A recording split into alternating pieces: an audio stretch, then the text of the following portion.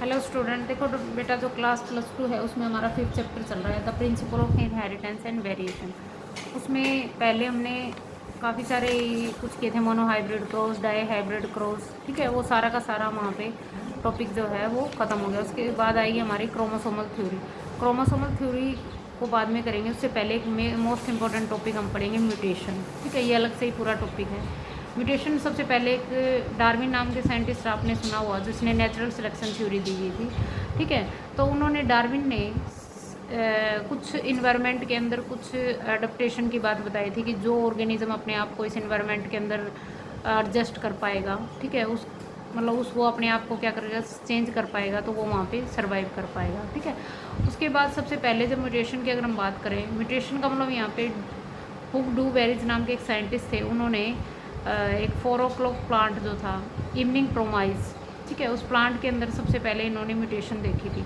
अब इसमें म्यूटेशन का मतलब क्या होता है कि सडनली चेंज इन डीएनए, कि बॉडी के अंदर जो डीएनए है, कहता है कि mutation can be define as a suddenly stable और डिसकंटिन्यूअस और inheritable variation which are appear in organism to permanent change in a genotypes. इसमें क्या होता है कि सडनली होता है, इनहेरिटेबल होता है, स्टेबल होता है, डिसकंटिन्यूअस होता है, एक पीढ़ी से दूसरी पीढ़ी में ट्रांसफ़र होता है, और एक परमानेंट चेंज आता है जीनोटाइपिक के अंदर। अब इससे जो प्रोडक्ट बना है उसको म्यूटेंट बोलेंगे, ठीक है। ये म्यूटेंट्स में भी काफ़ी सारी वेरिएशंस इसमें आती हैं, ठीक है। इससे एवोल्यूशन का पता लगा सकते हैं।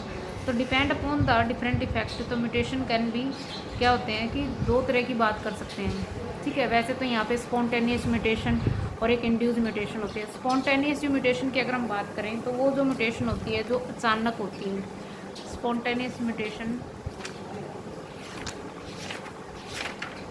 वैसे तो इसकी 2 टाइप की बात कर सकते हैं, स्पॉन्टेनियस म्यूटेशन और इंड्यूस म्यूटेशन, ठीक है। देखो, स्पॉन्टेनियस म्यूटेशन क्या चीज़ होती है, नेचर में होती है, रैंडमली होती है, और स्पॉन्टेनियसली अचानक होती है, स्लो रेट होता है इसमें, ठीक है। और जो जैसे मान लो, उसके बाद जो इंड्यूस म्यूटेशन होती है वो किसी एजेंट के थ्रू होती है। एजेंट का मतलब जैसे कोई केमिकल म्यूटेशन हो सकता है, केमिकल के अंदर, जैसे यहाँ पे EMS, इथाइल इथाइल मीथेन्स सल्फोनेट्स, ठीक है, सोडियम बेंजोनेट, मस्टर्ड गैसेज, और कोई फिजिकल भी अल्ट्रावायलेट रेज, एक्सरेज, और उसकी वजह से जो म्यूटेशन होती है वो हमारी क्या होती है, इंड्यूस म्यूटेशन, यानी कि अपनी तरफ से जो। और वैसे इसमें 2 तरह की म्यूटेशन की भी टाइप कर सकते हैं, एक तो सोमैटिक म्यूटेशन होती है, एक जर्मिनल म्यूटेशन होती है। सोमैटिक म्यूटेशन क्या चीज़ होती है, जो ओनली बॉडी सेल में होती है, ठीक है, और ये इनहेरिटेबल नहीं होते एक पीढ़ी से दूसरी पीढ़ी में। और जो इंडिविजुअल होता है वो यहाँ पे कोई इवोल्यूशन के अंदर कोई इंपॉर्टेंट रोल प्ले नहीं करती। लेकिन जो जम जो सेल, गैमेट सेल होती है, उनमें जो म्यूटेशन होती है वो जर्म म्यूटेशन होती है, ये इनहेरिटेबल होती है, ठीक है। और दे पैसेज टू द, एक से दूसरी जनरेशन के अंदर क्या होती है, पास ऑन होती है, ठीक है। तो ये इसकी अलग अलग टाइप की बात कर सकते हैं।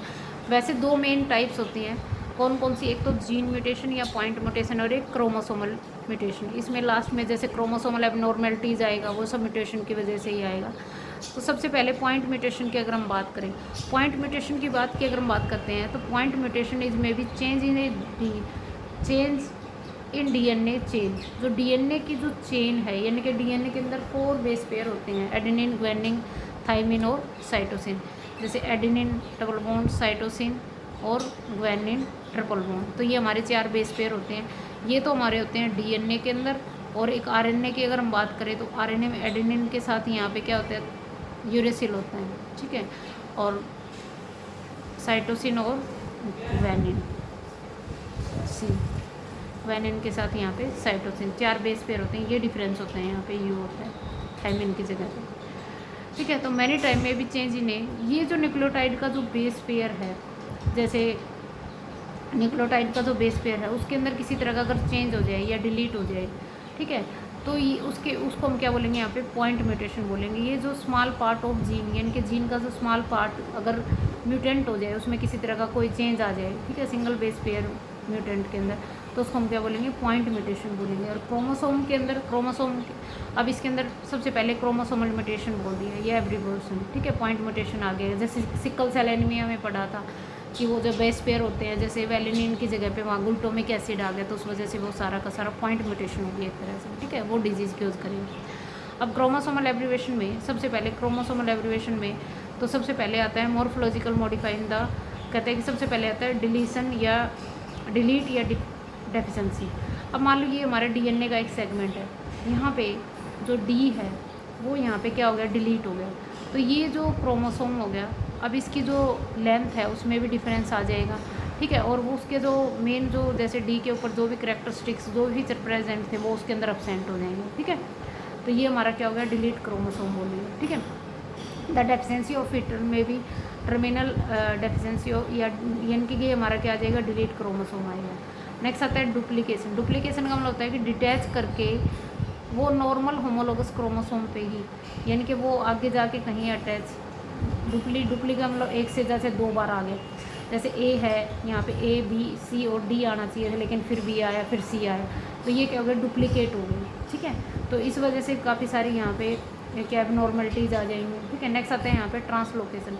ट्रांसलोकेशन में क्या होता है कि एक पैर टूट के और वो ज्वाइंट करता है नॉन होमोलोगस क्रोमोसोम को, ठीक है। यानी कि वो दूसरी जगह पे जाके जैसे नीचे यहाँ पे अटैच हो गया, जैसे सी डी आ गया, बी आ गया, तो ये क्या हो गया, हमारा ट्रांसलोकेशन हो गया, ठीक है। अब ट्रांसलोकेशन के भी इन्होंने जैसे रेसिप्रोकल ट्रांसलोकेशन, एक्सचेंज करेगा नॉन होमोलोगस क्रोमोसोम के साथ, में भी सिंपल होता है। इन्वर्जन का मतलब वो क्या करेगा, उल्टा कहीं जाके लग जाएगा इन्वर्टेड के अंदर। तो ये सारे के सारे हमारे क्या आ जाएंगे, क्रोमोसोमल एब्रीवेशन आ जाएंगे।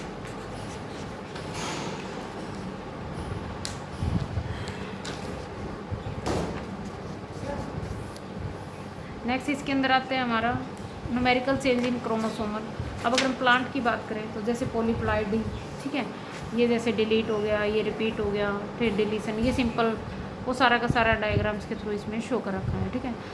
Numerically change in chromosomal variation chromosomes में भी due to the aneuploidy, euploidy, ठीक है। Aneuploidy represent the chromosome in different multiple basic chromosome, ठीक है। अब देखो इसमें 2 तरह की बताएंगे न्यूमेरिकल चेंज के अंदर। एनियोप्लाइडी क्रोमोसोम के अंदर क्या होता है कि +2 +1 +2 एनियोप्लाइडी और यहाँ पे यूप्लाइडी, ये भी फिर आगे 2 तरह की इन्होंने बता दी प्लांट्स के अंदर, ठीक है। तो इसके अंदर एनियोप्लाइडी जो की बात कर सकते हैं, एनियोप्लाइडी में या तो due to the chromosome loss होएगा या एक से ज़्यादा क्रोमोसोम में ऐड हो जाएंगे। तो ये 2 तरह की बात कर सकते हैं। मोनोसोमिक के अंदर तो माइनस चला जाएगा और नलीसोमिक के अंदर भी ये 2n माइनस आ जाएगा। यूप्लाइडी के अंदर जो सोमैटिक नंबर है एग्जैक्ट, वो हिप्लॉइड जो है वो उसके साथ ऐड हो जाएगा, ठीक है। जैसे 3 आ गया, इनके एक और ऐड हो गया, 4 आ जाएगा, 5 आ जाएगा। तो ये ऑटो पॉलीप्लाइडी इस तरह की सिचुएशन आएगी। ये ज़्यादातर अपन जो हाइब्रिड जो प्लांट्स जो भी तैयार करते हैं, ठीक है, जो हाइब्रिड्स जिसे तैयार करते हैं जो आगे जाके स्टेराइल होते हैं हाइब्रिडाइजेशन प्रोसेस में, इनके डिफरेंट टाइप की जो वैरायटीज़ अगर हम तैयार करना चाहते हैं तो एलियो पॉलीप्लाइडी से हम तैयार करते हैं। अब इसके अंदर क्या होता है, जैसे ये पेरेंट्स होते हैं, ठीक है, डबलिंग ऑफ क्रोमोसोम, एक केमिकल ड्रग्स होती है कोजिकाइंस, वो उसको ट्रीट करते हैं, इसमें नंबर ऑफ क्रोमोसोम बढ़ जाते हैं, ठीक है। तो बढ़ेंगे तो उसमें क्या होता है, ज़्यादा क्वांटिटी में करैक्टरिस्टिक्स आएंगे।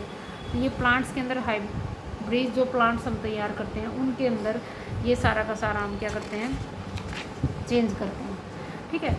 उसके बाद नेक्स्ट टॉपिक इसके अंदर हमारा अगर हम बात करें म्यूटेशन के बाद, एक तो पेडाग्री एनालिसिस का आएगा, ठीक है। पेडाग्री एनालिसिस क्या चीज़ होती है, एक चार्ट होता है पेडाग्री एनालिसिस। इस चार्ट में क्या होता है कि कुछ सिंबल के थ्रू हम इनको डिनोट करते हैं, यानी कि कुछ सिंबल के थ्रू इनको लिखते हैं। जैसे ये चार्ट हमारा दे रखा है, ठीक है।